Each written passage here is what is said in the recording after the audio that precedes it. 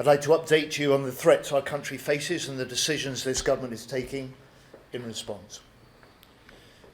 As I speak, a Russian spy ship, the Yantar, is on the edge of UK waters north of Scotland, having entered the UK's wider waters over the last few weeks. This is a vessel designed for gathering intelligence and mapping our undersea cables. We deployed a Royal Navy frigate and RAF P-8 planes to monitor and track this vessel's every move, during which the Yantar directed lasers at our pilots. That Russian action is deeply dangerous, and this is the second time this year that this ship, the Yantar, has deployed to UK waters. So my message to Russia and to Putin is this: we see you, we know what you're doing, and if the Yantar travels south this week, we are ready.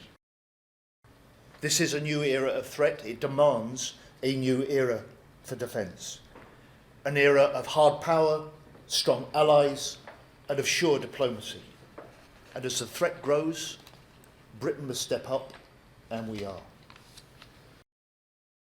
We are developing with allies a new deal for European security, a new deal that's built on a strong, secure, sovereign Ukraine, on stronger, more integrated NATO, on European nations innovating at a wartime pace.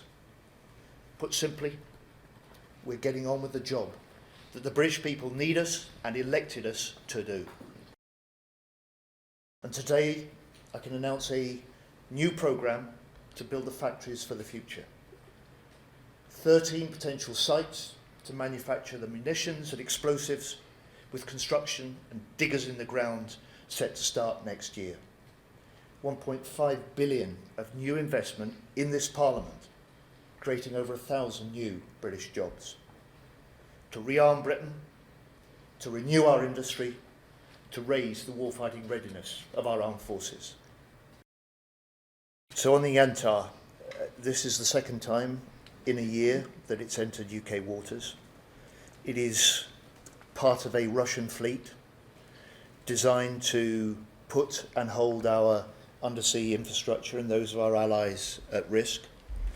It isn't just a naval operation, it's part of a Russian programme driven by what they call the Main Directorate of Deep Sea Research, or GUGI.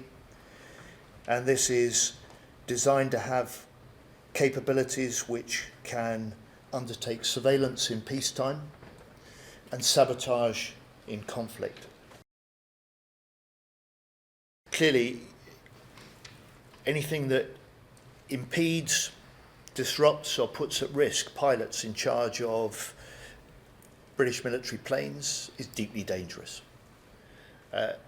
This is the first time we've had this action from Yantar directed against the British RAF. We take it extremely seriously. I have changed the Navy's rules of engagement so that we can follow more closely, monitor more closely the activities of the Yantar when it's in our wider waters. We have military options ready should the Yantar change course. I'm not going to reveal those because that only makes President Putin wiser.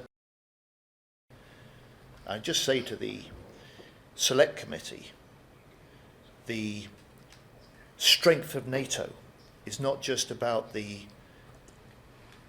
defence of Europe, it's about the defence of America too. That was the founding purpose, that Britain played the leading part in establishing NATO in the first place. It's as true now as it was then. My message to the EU is what it's always been. We want a deal. Back in May, the President von der Leyen talked about a deal within weeks on SAFE, and we've been negotiating at each stage, ready for a deal, but also clear. Clear that we're ready to pay a contribution to the costs of running the scheme. That's fair.